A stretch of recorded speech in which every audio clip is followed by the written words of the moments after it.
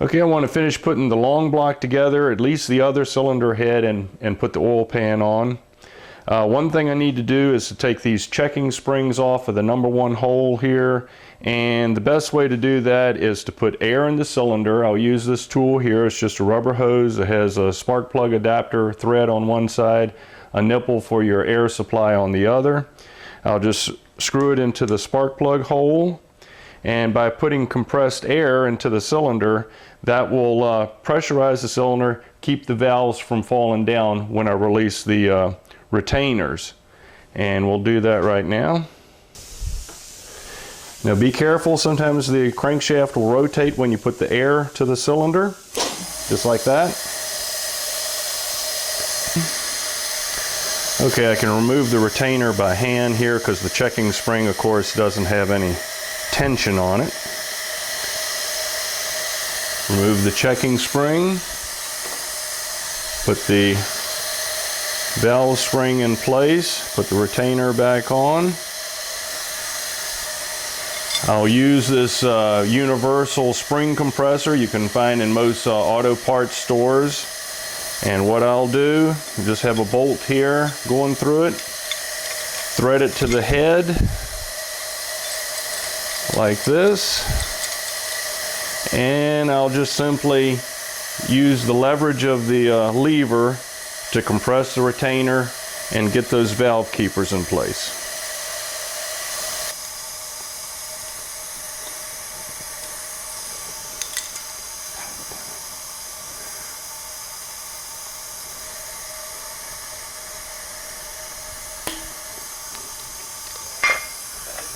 Okay, on the left bank here, I want to install the head. I need to put the head gasket on. You have to check. The head gaskets have a front and a back. Normally you have front is written on the gasket or embossed into the gasket. Also on Ford gaskets, you tend to have a squared off lower corner on the front, where you can see it right here.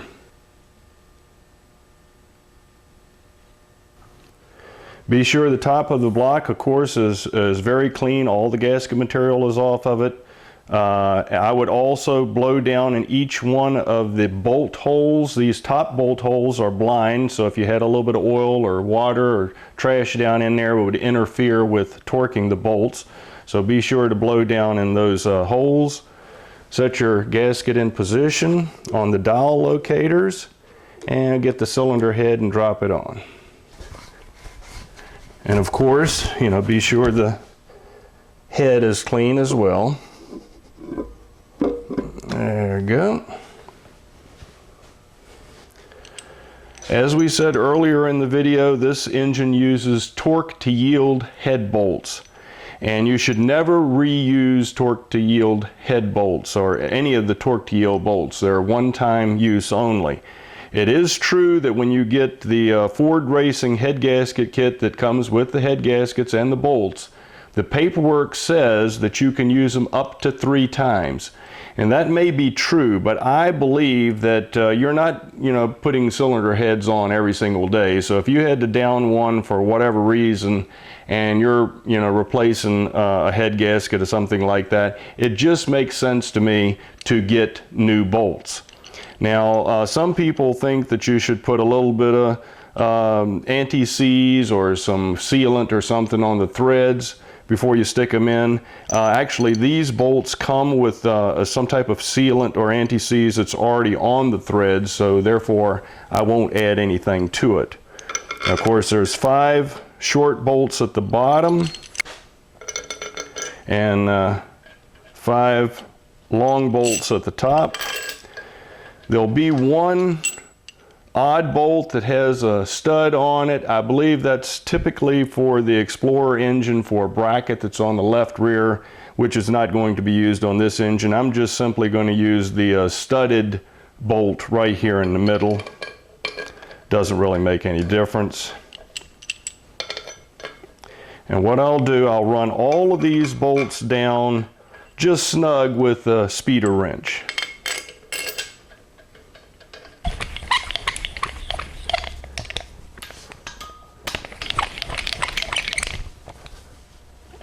Okay. Now, like conventional head bolts, you have a torque spec and you have a torque sequence. This is the same way. What you always want to do is to torque from the inside out.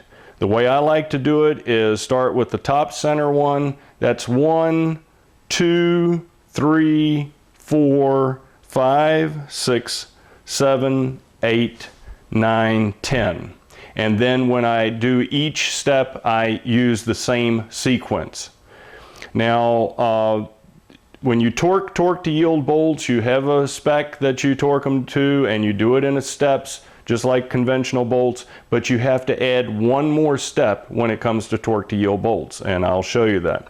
First thing we want to do is to torque it in sequence to 35 foot-pounds. So we'll start with this one and bring it to 35. Then the bottom one, like that, and then in the sequence that I just talked about. All of them 35.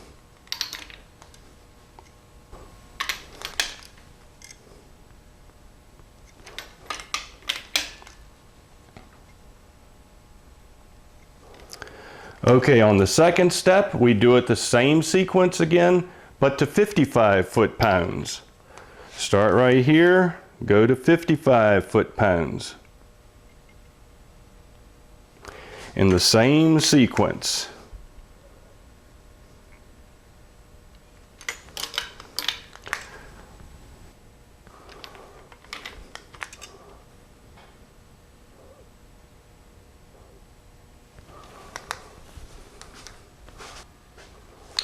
Okay, on the final pull, we'll do what's unique to torque to yield bolts. Instead of bringing all the fasteners down to a new higher torque, we'll simply turn all of the fasteners a quarter of a turn.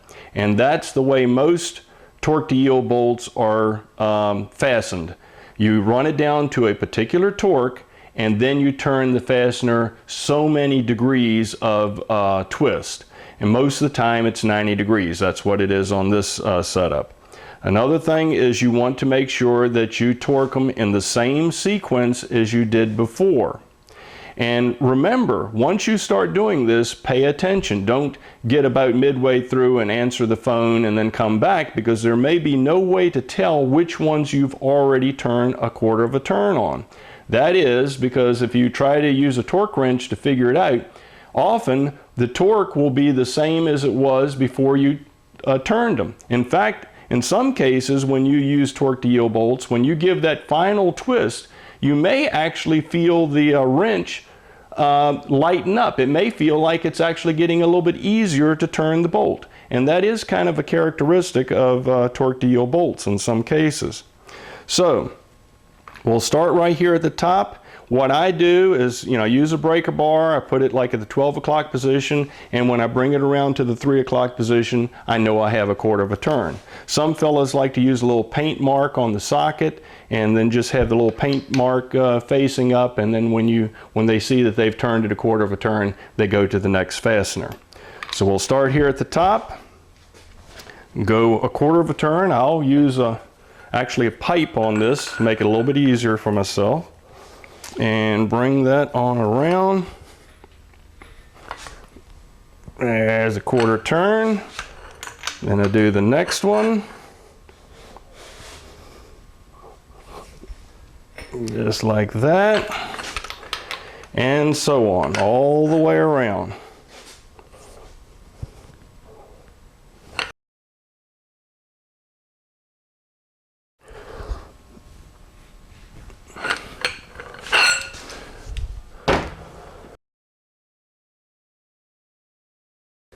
Okay, to finish off the top of the motor, I want to put the lifters in, the retainers, push rods, and the rocker arms. Now I've been soaking the lifters in motor oil, which is a good idea. Drop them all in. It's always a good idea to take a look at the lifter, and it should be pumped up. The little cup that holds the push rod should be all the way up to that little snap ring. If it's not all the way tight against that snap ring, you may not be able to get a true reading on your valve lash. Looks like these are fine. Go ahead and put them on down in there.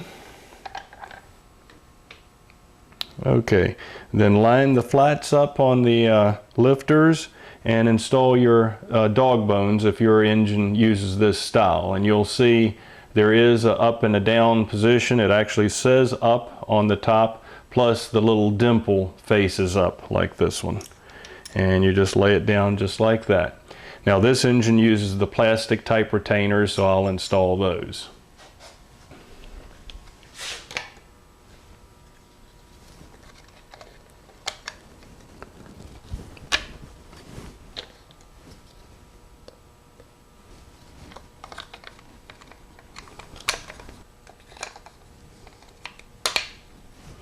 Next, I'll put the spider in place.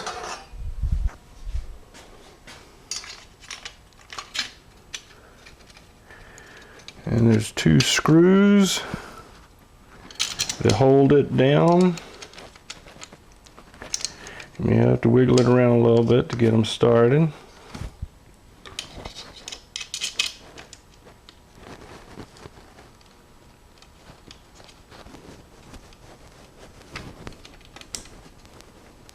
And torque those bolts down to 100 inch-pounds, not 100 foot-pounds, 100 inch-pounds.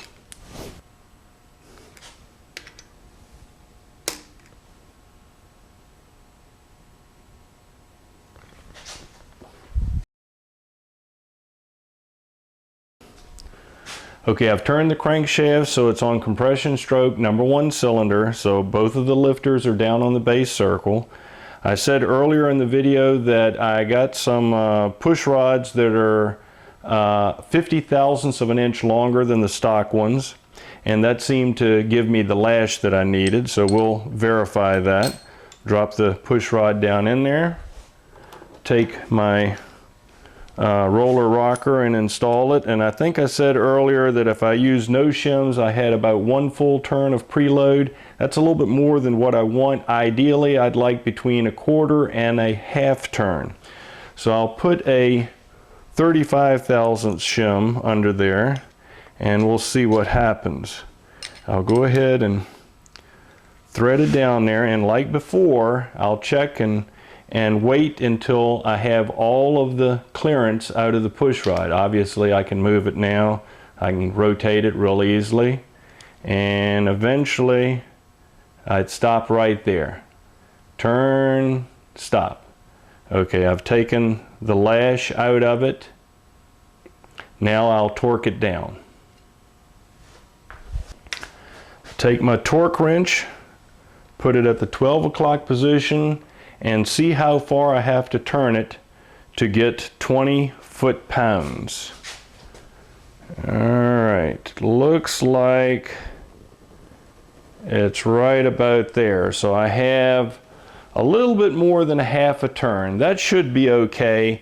I might try a different shim and see if I can get it between 1/4 and a 1/2, which I think is ideal. But I believe that would be fine. And what I'd like to do is check that on every cylinder the same way.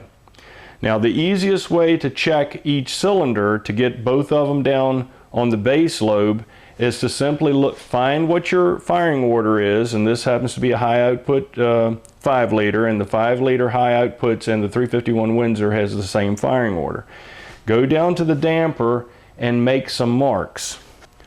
Okay, it's in the top dead center position now, and then I took a paint marker and simply marked at 1/4 turns.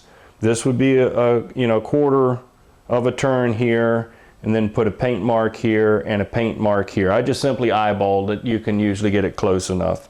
And then to get compression stroke on the next cylinder, which on this engine it's #3. I just simply turn it until I get to that next paint mark right there. Now I'm on compression stroke #3 cylinder. I can set the valve lash on that one, then turn it another 1/4 of a turn to the next paint mark right there, and that would be the next one in the firing order, which is number 7. Set the number 7, rockers in place, check the lash, and so on. All right, that's the last one. And I found that when I checked these individually that either a 20 thousandths or a 35 thousandths shim got me the 1/4 to a 1/2 a turn preload like I was looking for. Now let me flip the engine upside down and we'll put the oil pan on. I'll put the pickup tube on. Be sure that you're using a pickup tube that's compatible with the oil pan that you have. And I put that nut on the that center main bearing stud, and I put the little gasket on the end going to the pump, and put your 2 bolts in.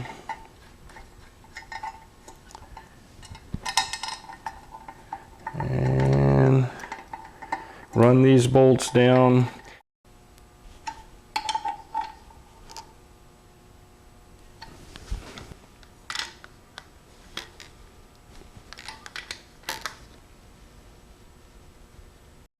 Now I'm going to install this one-piece pan gasket. I like the one-piece style. I have less trouble with leaks, but I need to put a dab of silicone in the 4 corners, right here in this corner, here, and the 2 rear corners.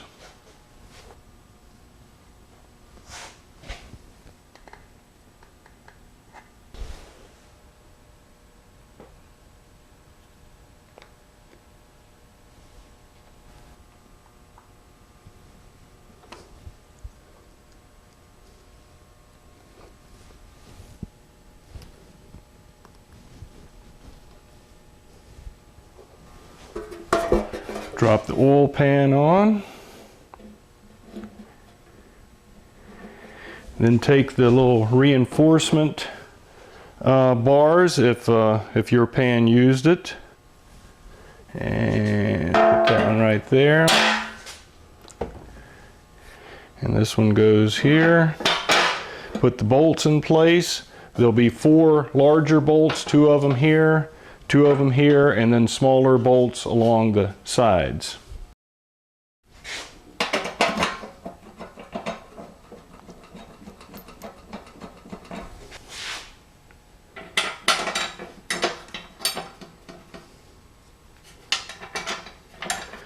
You should snug all of the bolts up first using a speeder wrench.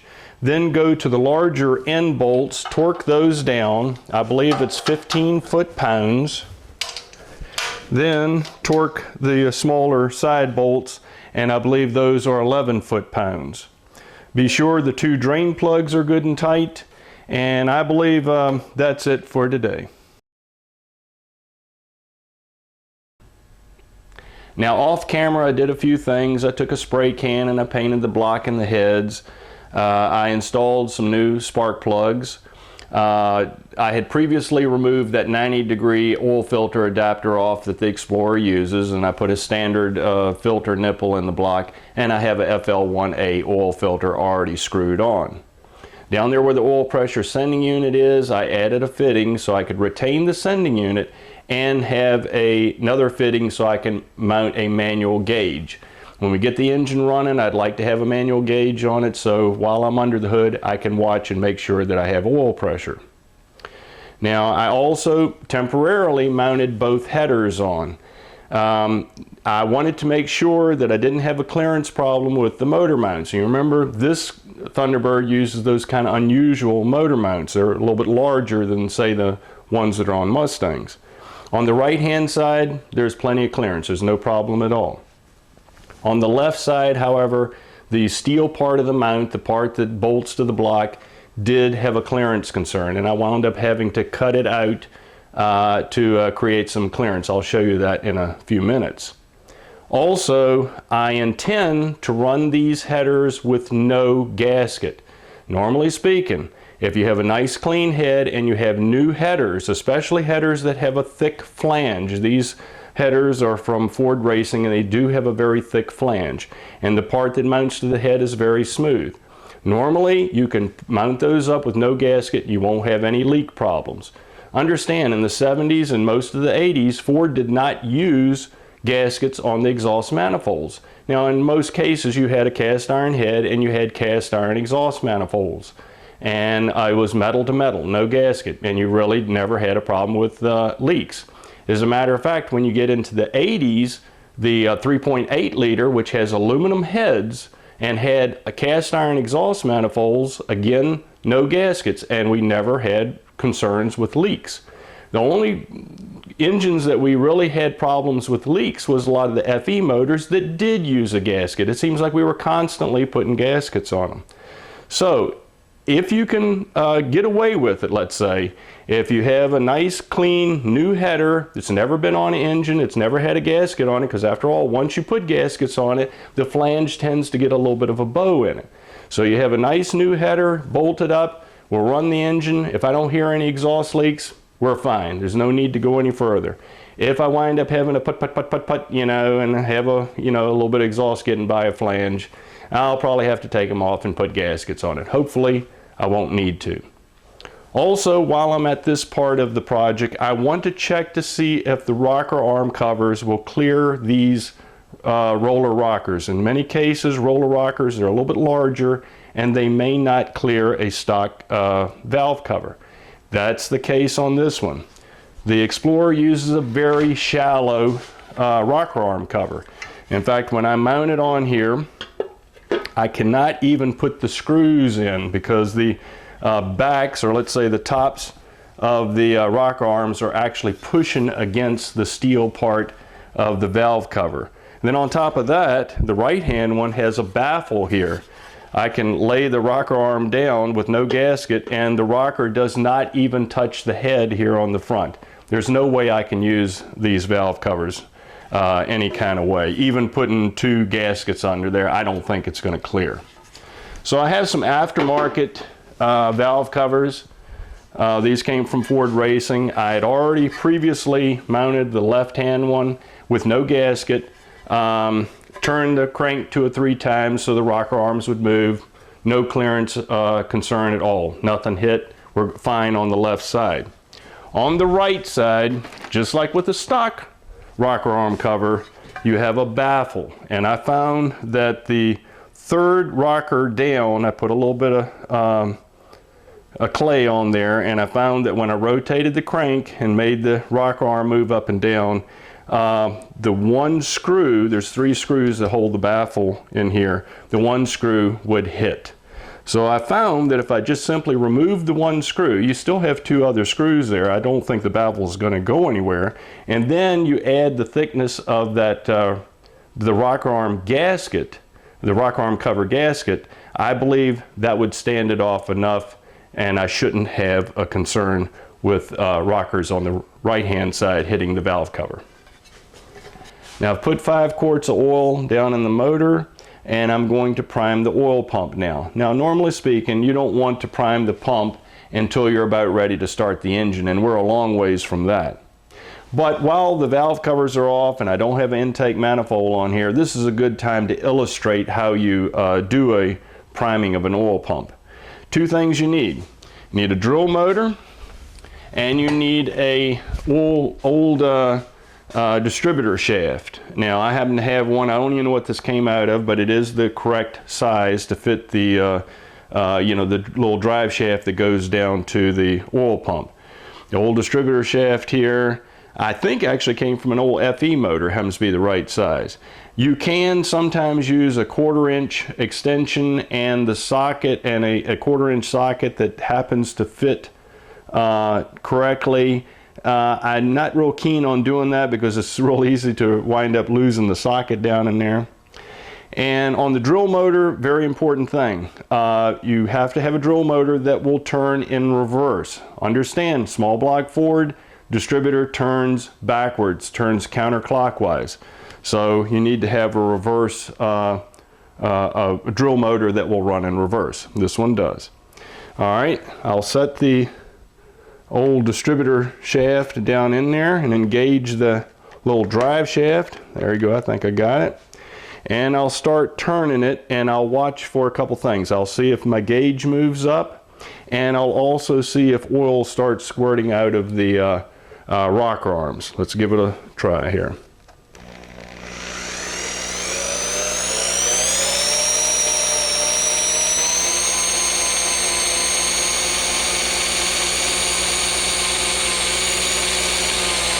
All right, you can hear the motors winding down now. It's got pressure on it. I've got, oh, I can see, it looks like about 50 pounds of pressure.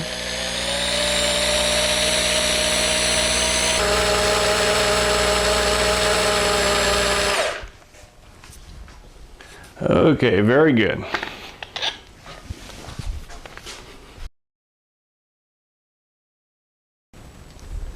Okay, now I'm going to take the left-hand motor mount and bolt it to the block. Remember earlier I told you that I had to modify it slightly to clear the header. Let me show you what I did. The first thing I had to do was remove this limit tab that was welded on. I had to cut that off. This is used, of course, in case the motor mount breaks. This will keep the engine from moving too far, or possibly having the engine come right on up through the hood. So that's why that's there. Had to remove that. Then I had to trim off this area here. You can see how much material I wound up taking off. I actually wound up taking a little bit more off than I needed. I got a little bit wild there, but it clears pretty good now. Of course, I've taken some of the strength out of this plate, which is a little bit of a concern. However, this is pretty stout. I don't think there's going to be really a problem with it flexing. And then on top of that, I intend to mount some type of torque strap on the left side of the engine to limit the amount of engine travel on acceleration. Should take care of any concern that I have with the motor mount. Here's what it looks like with the mount bolted to the block. You can see where I had my clearance concern.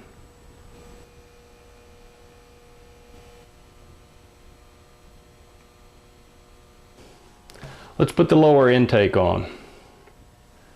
And I'll put the gaskets on. I'm using the latest version of the intake gaskets for a 5 liter. If you look, most of the time it's labeled, it'll say 2 manifolds, so of course they're facing up. And these little tabs here on each end of the gasket slips up under the protrusion of the head gasket that's coming out beyond the head, just like that. Now put these end seals on. These newer gaskets have these kind of formed rubber or silicone type seals, and the older ones of course were cork, and we had trouble with the cork ones leaking over the years. These formed rubber ones do a pretty good job. A lot of engine builders simply like to leave those out and put a bead of silicone on each end of the intake. But these new rubber style end seals do a pretty good job. I like to use those. Okay, now we want to put a dab of silicone in the corners where the little end seals meet the gasket. Just a dab.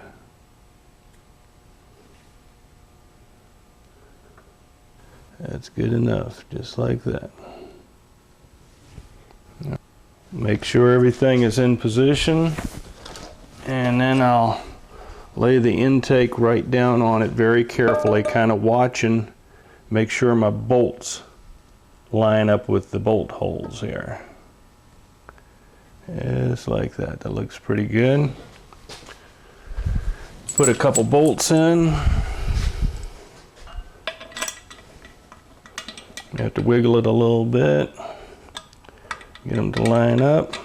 There you go.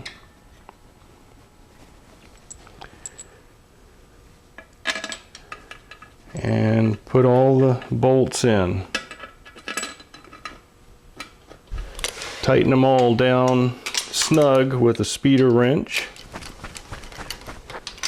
Just snug for now.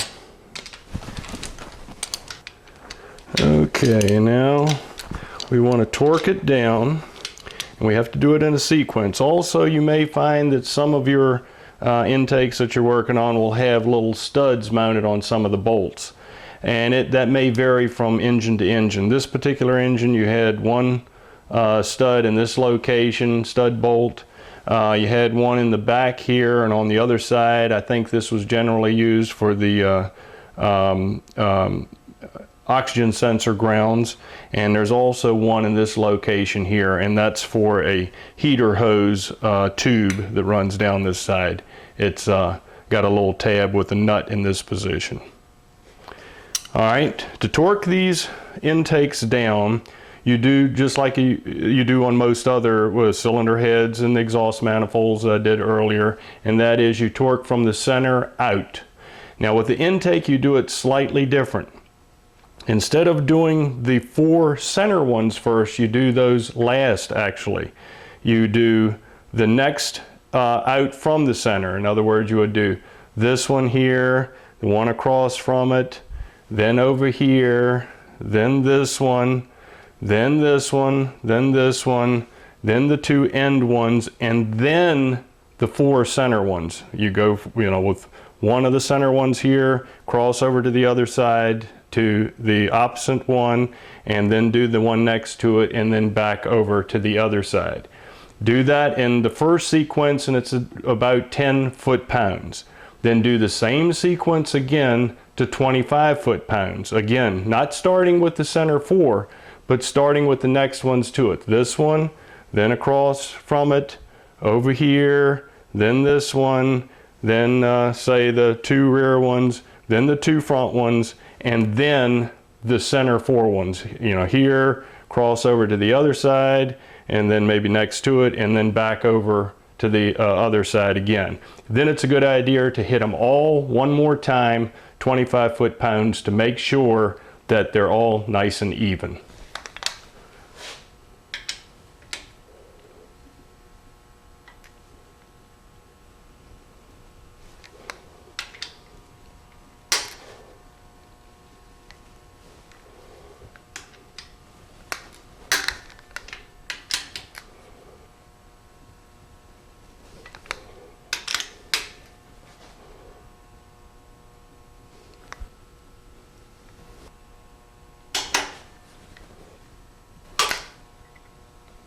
Now the center ones.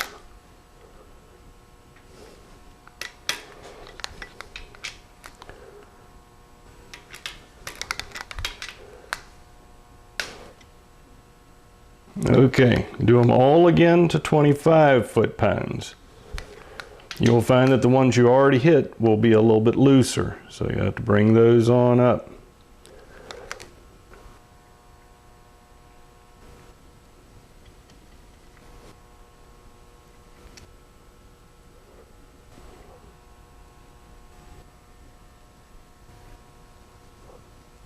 And back to the center ones again.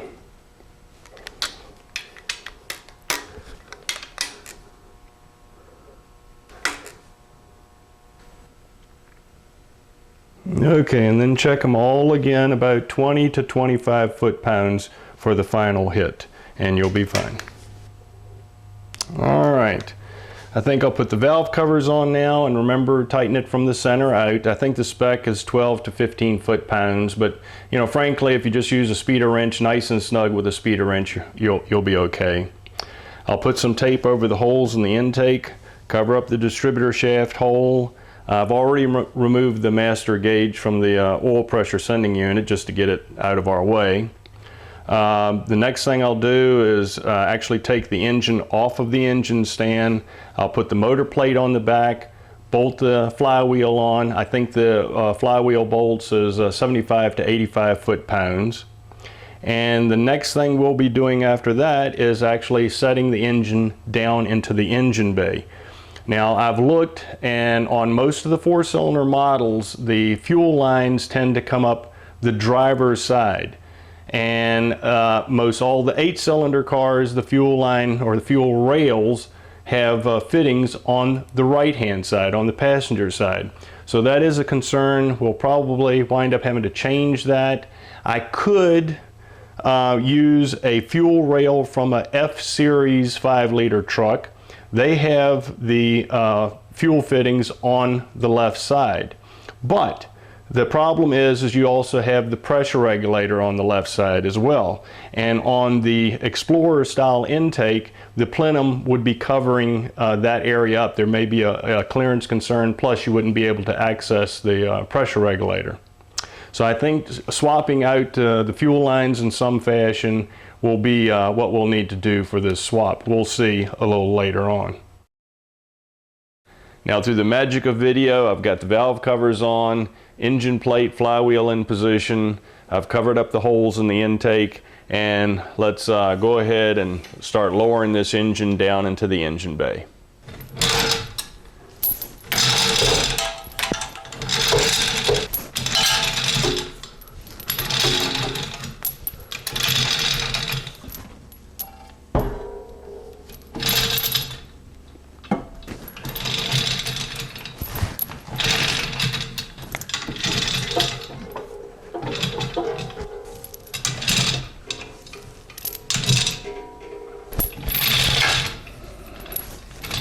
I think that's it. The full weight of the engine is down in the engine bay now, but I'm keeping a little bit of tension on the chain fall just to keep the engine level. I've slipped in the two motor mount bolts, and I'll tighten those down now.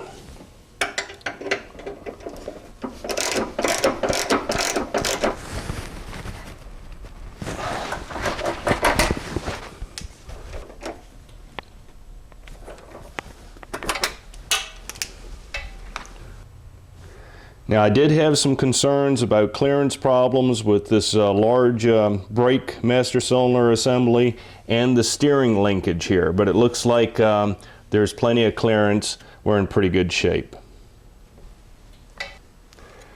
Okay, that's about as far as we can go with volume 1 of swapping a 5-liter engine into a Fox platform.